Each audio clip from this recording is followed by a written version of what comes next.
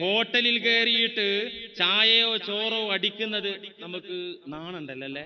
റമളാൻ മാസം പകല് ഹോട്ടലിൽ കയറിയിട്ട് ശാപ്പാടടിക്കുന്നത് നാണുണ്ടല്ലേ? എന്നാലോ റമളാനിന്റെ പകൽ വെള്ളിയാഴ്ച ദിവസം പള്ളിയിൽ കേറിയിരുന്ന് അവരെന്റെ പച്ചമാംസം തിന്നുന്നതോ അവരെ കുറിച്ച് പരദൂഷണം പറയുന്നതോ അതൊരു കുഴപ്പമായിട്ട് നമുക്ക് തോന്നുന്നില്ലല്ലോ അല്ലേ? ഇവിടെ എന്താ സംഭവിക്കുന്നത്? അള്ളാഹു ഹലാലാക്കിയ ഭക്ഷണം വർജിച്ച് നോമ്പ് പിടിച്ചു. ചായയും ചോറും നമുക്ക് ഹലാല. അത് റമളാന്റെ പകലായതുകൊണ്ടാണ് ഹറാമായത്. അത് നമുക്ക് ഹലാല. അള്ളാഹു അനുവദിച്ച് തന്ന ഭക്ഷണങ്ങൾ ഉപേക്ഷിച്ച് നോമ്പ് പിടിച്ച മനുഷ്യൻ അള്ളാഹു എക്കാലത്തും ഹറാമാക്കിയ മറ്റുള്ളവന്റെ പച്ചയിറച്ചി അത് കഴിച്ചിട്ട് നോമ്പ് കളയാണ്. അത് പള്ളിയിൽ വെച്ച്. അപ്പൊ ഏതാ വലിയ അപരാധം അല്ലേ? ഏതാ വലിയ അപരാധം? നമ്മൾ നോമ്പ് പിടിക്കുന്നവരാണ്, അന്നപാനീയെ ഒഴിവാക്കിയിട്ടുണ്ടാകും, പക്ഷെ നാവിന് നിയന്ത്രണം ഉണ്ടാവില്ല. അത് അപകടമാണ്.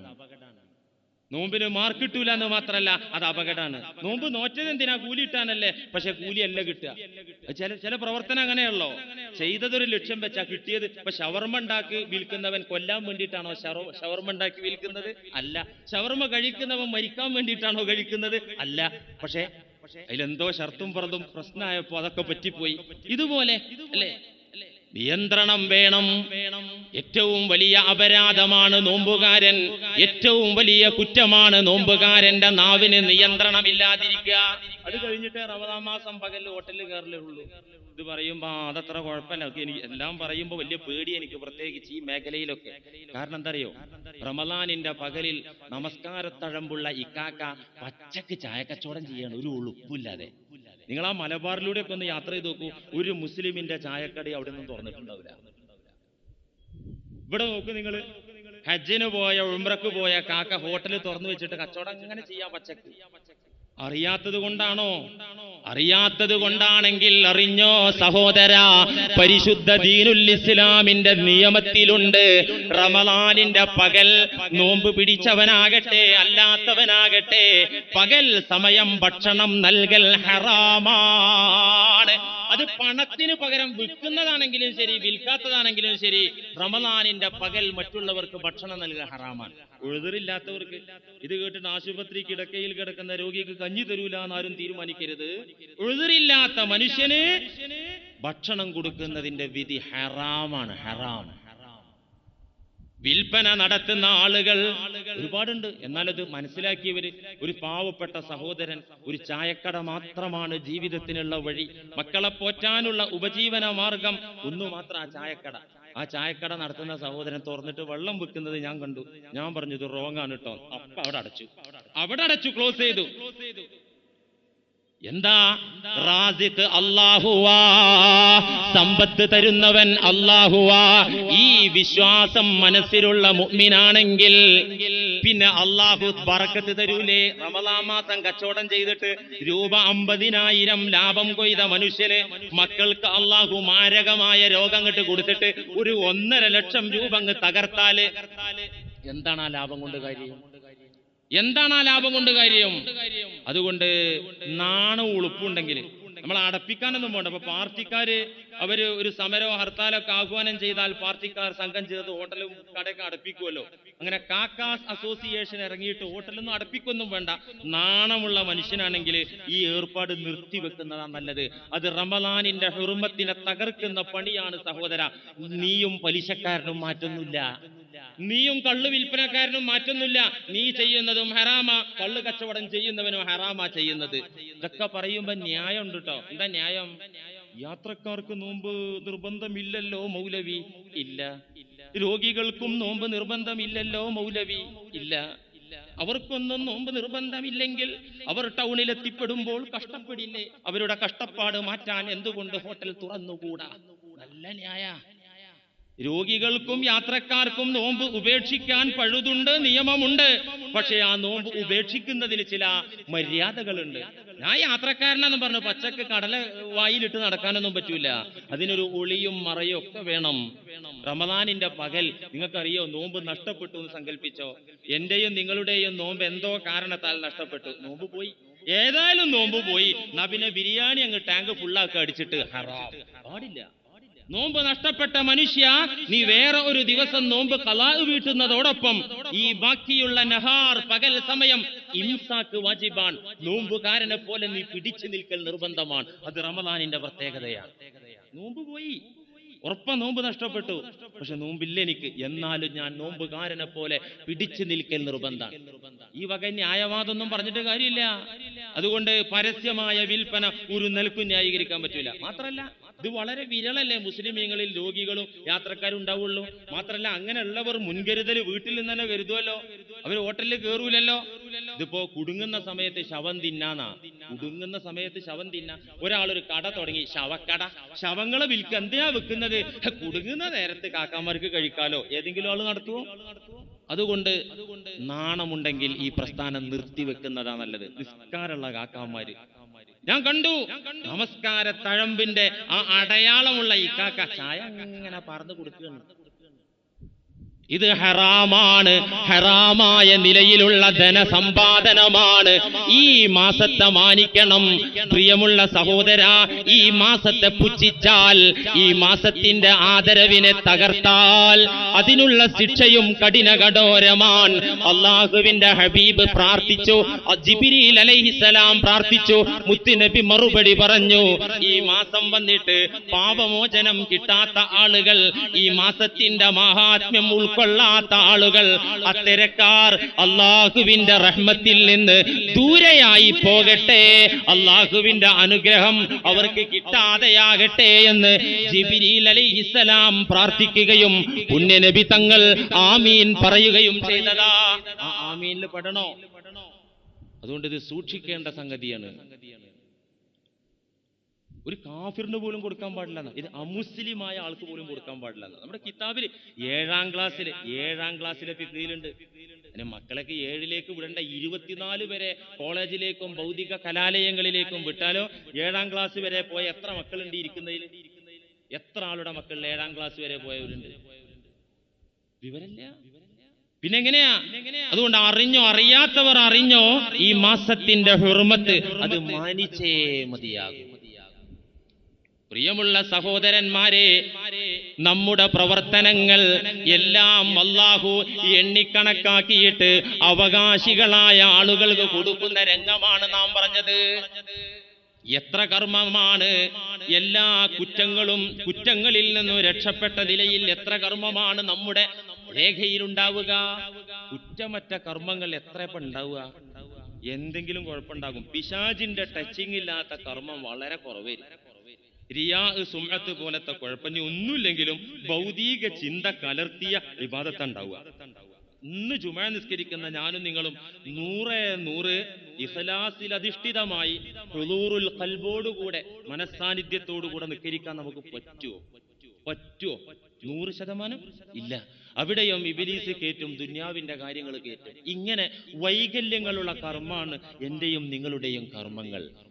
ഫഇൻ സല്ലമത് ഹസനത്തുൻ വാഹിദത്തുൻ, ഏതെങ്കിലും ഒരു കർമ്മം സംശുദ്ധമാണെങ്കിൽ, പരിപൂർണമാണെങ്കിൽ, കുറ്റമറ്റതാണെങ്കിൽ, അഖദഹാ ഹുസമാഉക, അതാണ് നിന്റെ പ്രതികൾ, നിന്റെ വാദികൾ വന്നു വാങ്ങുന്നത്.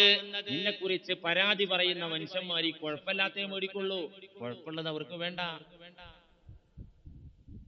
ഹറാമായ കാര്യങ്ങൾ എമ്പാടും ചെയ്ത അവരനെ കുറ്റം പറയാത്ത ഏത് ദിവസമാണ് എനിക്കും നിങ്ങൾക്കുള്ളത്?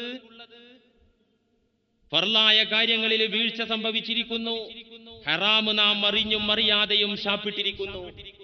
ഇങ്ങനെയൊക്കെയുള്ള ഞാനും നിങ്ങളും ആ ഹിസാബിന്റെ ഘട്ടത്തിൽ വകൈഫ തർജുൽ ഖലാസ മിനൽ മലാലിമി, വകൈഫ തർജുൽ ഖലാസ മിനൽ മലാലിമി. അല്ലാഹു അവിടെ ഖിസാസ് എടുക്കുമ്പോ, കണക്ക് നോക്കിയിട്ട് നീതിയോടുകൂടെ വിധിക്കുമ്പോ എങ്ങനെ രക്ഷപ്പെടാനാണ് ഞാനും നിങ്ങളും?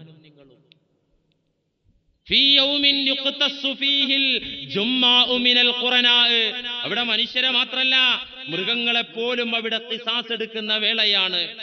കൊമ്പില്ലാത്ത പാവം മൃഗത്തെ കൊമ്പുള്ള മൃഗം കുത്തിയിട്ടുണ്ടെങ്കിൽ അല്ലാഹു കൊമ്പില്ലാത്ത കുത്തേറ്റ മൃഗത്തിന് കൊമ്പ് കൊടുത്തിട്ട് തിരിച്ചു കുത്തിക്കും. അഹ്മദ് മുസ്നദിൽ രേഖപ്പെടുത്തിയ ഹദീസിൽ കാണാം, അബൂദർ റളിയല്ലാഹു അൻഹു പറയുന്നു, റആ റസൂലുള്ളാഹി സ്വല്ലല്ലാഹു അലൈഹി വസല്ലമ ശാതൈനി തന്തത്തിഖാനി, രണ്ട് ആടുകൾ കുത്തുകൂടുന്നത് നബിയും ഞാനും കണ്ടു. ആ കുത്തുകൂടുന്ന രംഗം കണ്ട സമയത്ത് ഫഖാല യാ അബൂദർ, അല്ലയോ കൂട്ടുകാരാ അബൂദറേ, അത്തദിരി ഫീമ തന്തത്തിഖാനി, നിനക്കറിയോ ഈ ആടുകൾ എന്തിനാ കുത്തുകൂടുന്നത് അറിയോ? ഖുൽതുല, എനിക്കറിഞ്ഞൂടെ നബിയെ, എന്തിനാണ് ആടുകൾ കുത്തുകൂടുന്നതെന്ന്. ഫഖാല, ഹബീബ് പറഞ്ഞു, വലാകിന്നല്ലാഹ യദിരി, അല്ലാഹ്ക്കറിയാ എന്തിനാണ് ഈ ആടുകൾ കുത്തുകൂടുന്നതെന്ന്. വസയഖ്ലി ബൈനഹുമാ യൗമൽ ഖിയാമ, ഈ ആടുകളുടെ കാര്യത്തിൽ അന്ത്യനാളിൽ അല്ലാഹു തീർപ്പ് കൽപ്പിക്കുകയും ചെയ്യും. കൂടുതൽ കുത്തേറ്റ പാവം മൃഗത്തിന് അവസരം കൊടുക്കും ഈ അക്രമി മൃഗത്തിന് കുത്തി പരിക്കേൽപ്പിക്കാൻ. എന്നിട്ടോ ഇതൊക്കെ കഴിഞ്ഞാല് അവരെ കാര്യത്തില്, കന്നാലികളുടെ കാര്യത്തില് വിധി തീർപ്പ് കഴിഞ്ഞാല് സുമ്മ യഖൂലു കൂനി തുറാബ, എല്ലാ കന്നാലികളോടും ജീവജാലങ്ങളോടും പറയും കൂനി തുറാബ, മണ്ണായിക്കോളൂ. അവർ രക്ഷപ്പെട്ടു. ഈ രംഗം കാണുന്ന നിഷേധിയായ മനുഷ്യൻ ആർത്തു വിളിച്ചുകൊണ്ട് പറയും, അവന്റെ രോദനം ഖുർആൻ തന്നെ പറഞ്ഞിട്ടുണ്ട്, ഞാനും ഈ കന്നാലികളെ പോലെ മൃഗങ്ങളെ പോലെ മണ്ണായി പോയിരുന്നെങ്കിൽ എത്ര നന്നായിരുന്നേനെ. സൂറത്ത് നബയിൽ അല്ലാഹ് പറഞ്ഞല്ലോ, ذلك اليوم الحق فمن شاء اتخذ إلى ربه مآبا إنا أنذرناكم عذابا قريبا يوم ينظر المرء ما قدمت يداه ويقول الكافر يا ليتني كنت ترابا. നബഅ് സൂറത്തിന്റെ അവസാനം അല്ലാഹ് പറയാ, ദാലിക്കൽ യൗമുൽ ഹഖ്. ഇതൊക്കെ മൊയ്ലിയേര് പറഞ്ഞെന്നപ്പോ, പ്രസംഗിച്ചെന്നപ്പോ അത്രമാത്രം ഒന്നും ഉണ്ടാവില്ല. ഇതൊക്കെ ഈ തെമ്മാടിത്തരത്തിൽ നിന്ന് മാറാൻ വേണ്ടി മുസ്ലിയാർ ഇറക്കുന്ന നമ്പറാണെന്ന് നിങ്ങൾ ആരും വിചാരിക്കണ്ട. ദാലിക്കൽ യൗമുൽ ഹഖ്, ഇത് പരമയാഥാർത്ഥ്യമായ ദിനമാണ്, പരമസത്യമാണ് ഇത്. അല്ലാഹു പറയാ, മറക്കണ്ട. ദാലിക്കൽ യൗമുൽ ഹഖ്, ഇത് യാഥാർത്ഥ്യമാണ് ഈ ദിവസം. അതുകൊണ്ട് ഫമൻ ശാഅ അത്തഖദ ഇലാ റബ്ബിഹി മആബാ,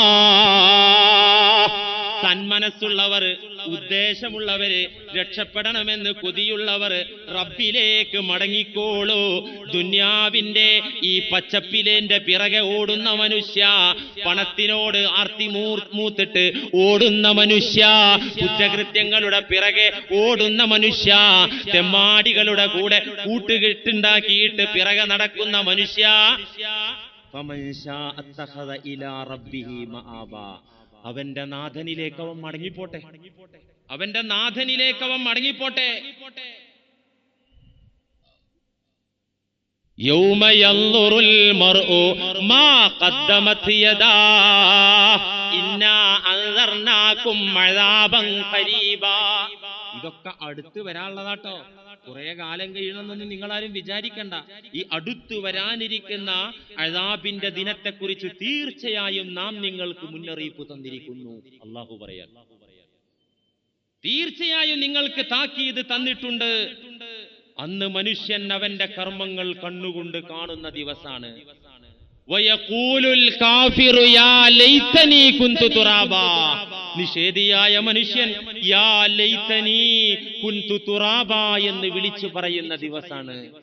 യാ ലൈതനി, ഹാ കഷ്ടമേ, എന്റെ നാശമേ, ഞാൻ മണ്ണായി, ഈ കന്നാലികളെ പോലെ മണ്ണായിരുന്നെങ്കിൽ എത്ര നന്നായിരുന്നേനെ. ഒരു അടിയും ഒരു ഇടിയും ഒരു കുത്തുവാക്കും അന്ന് അള്ളാഹു കണക്ക് ചോദിക്കാതെ വെറുതെ തള്ളുന്ന പ്രശ്നമല്ല. അത് സ്വർഗാവകാശികളാണെങ്കിൽ പോലും സ്വർഗത്തിലേക്ക് പോകാൻ എല്ലാ കാര്യങ്ങളും റെഡിയായിട്ട് സ്വർഗത്തിലേക്ക് പോകാൻ കാത്തു നിൽക്കുന്ന സ്വർഗവാസികൾ, അവർ സ്വർഗ കവാടത്തിന്റെ മുന്നിൽ ലൈനിലാണ്.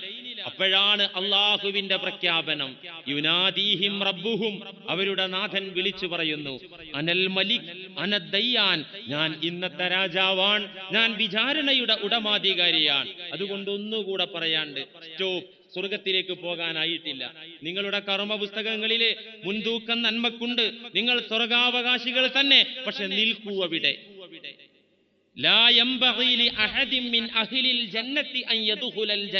സ്വർഗത്തിലേക്ക് പോകാൻ കാത്തു നിൽക്കുന്നവർ പോകാനായിട്ടില്ല. എന്തുകൊണ്ട്?